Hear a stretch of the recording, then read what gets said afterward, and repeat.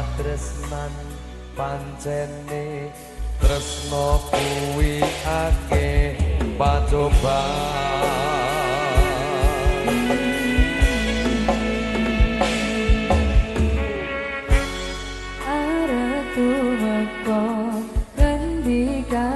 Dari Singolangu atas sebelah mas semuanya sedaya tidak akan seliramu rati akoni senadyan dunyo ra iso nampa bakal tak jogo yen durung kapisah marang kang kuwasa.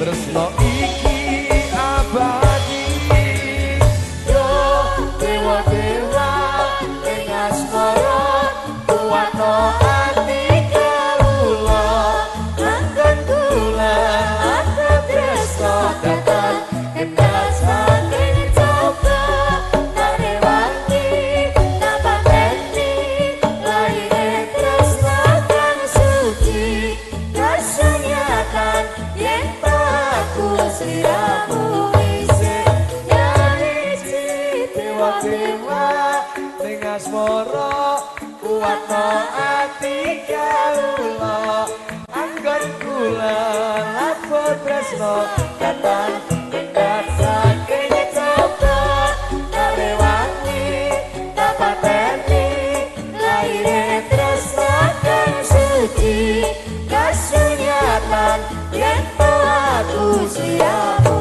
isih nyawiji.